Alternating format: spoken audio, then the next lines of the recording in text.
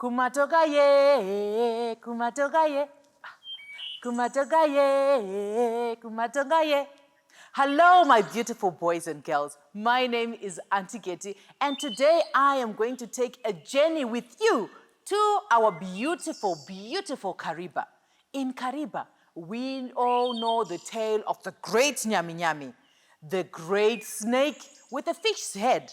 So, once upon a time, there was a young man who was great. He was the best fisherman in all of Kariba. So, one day, he went to the river, but this time, he did not wake up very early when the croc had said, "Kukuru cuckoo!" Because obviously, in the village, we all listen to the cock for it to crow, for all of us to wake up, and it always crows early in the morning. So that day, this man slept and slept. His name was Tonde. So that day, he then went to the river boldly because he knew, fish always come to me. I am the greatest fisherman and they will always come to me. That particular day, he found all the men in the river now washing their nets. The fish had finished in the river, and for some, they had not even caught a single fish. But because he was very proud, he took his nets, put them in the boat, and started to row. Row, row, row. And he got to his favorite place where he always used to have a good catch. He then threw his nets and waited patiently for the fish to come as usual. But that day, ode, ode, ode, ode, ode, ode, ode, ode. There were no fish. He then pulled his nets. And to his surprise, there was nothing but a very small goldfish in his net. He then started to think, should I take this little fish back home? Remember, his wife was pregnant and expecting his son. And there was so much hunger in his house that this time he really was supposed to bring a catch. Should I take this fish home? So he put that fish in the basket and started walking home. Please, sir, please set me free.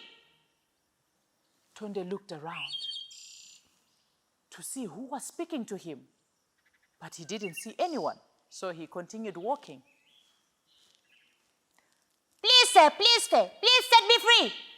He looked again. Was it something in the ground? Was it something back in the water? Or was it something in the tree? Please, sir, set me free. Then he looked into his basket. Yeah! It was the golden fish speaking to him to set it free. Then he looked into his basket, and said, "Are you the one speaking to me?" "Yes, sir, please set me free."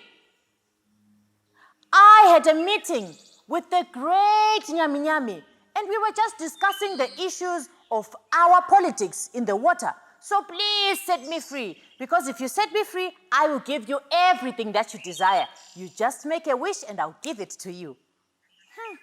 The man thought, anything that I want, this fish will give it to me. After all, it's a small fish anyway. Then the man decided to set the little fish free. So that day, he went back home with nothing. As he was walking back home, he heard the voice of the fish.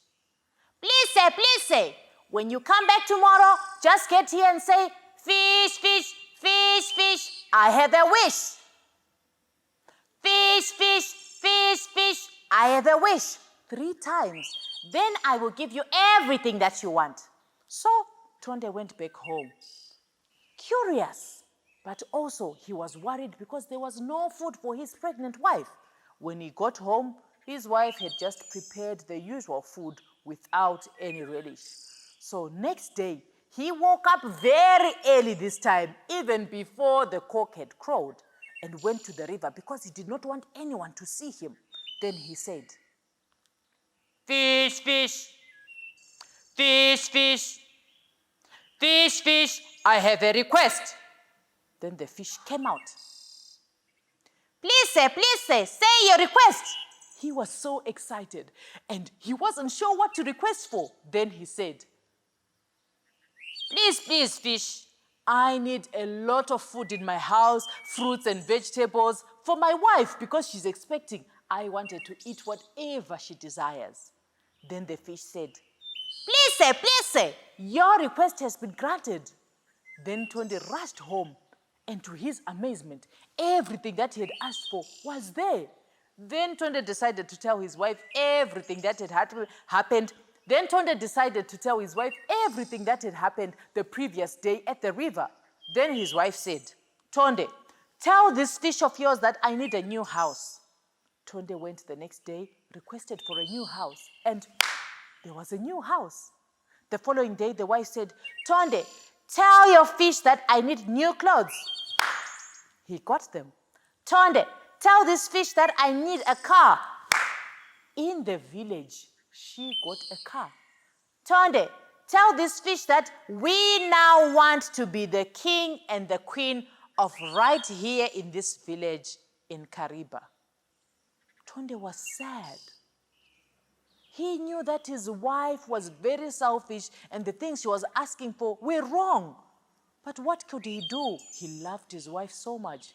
He still went to the fish and said, "Fish, fish, fish, fish, I have a request."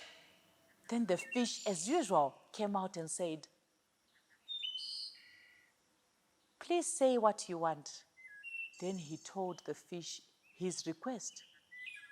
The fish was very upset. "I have been giving you everything that you want. I've been giving you everything that you want from way back. Your wife is very selfish. I had every conversation that you said with your wife, and your wife keeps demanding more and more and more. Because of that, I am taking everything and you remain with nothing because of your selfishness." Tonde was so sad. He tried to explain, but the fish had gone back deep into the water. He tried to call it, "Mr. Fish, Mr. Fish, Mr. Fish, Mr. Fish." Tonde was sad, and he walked back home and found everything had disappeared. Their beautiful house, the car that Mr. Fish had given them, the good food and the dresses that his wife had requested, everything was gone. His wife was sad and sitting parupasa, crying. "What is the matter? What is the matter?" Then she said, "Everything is gone. I just found myself sleeping parupasapa." Then Tonde said, "It's your fault. You are the one who was requesting all these things and you even wanted to dethrone the king. That was very selfish, my wife." But there was nothing they could do. This was now their life. They had gone back to normal, all because of selfishness. So, my little boys and girls, mummies and daddies, anambuya and anasekuru, let's always remember to be grateful for everything that we have and the little things that Musikavanu always blesses us with. So, till we meet again, it's goodbye.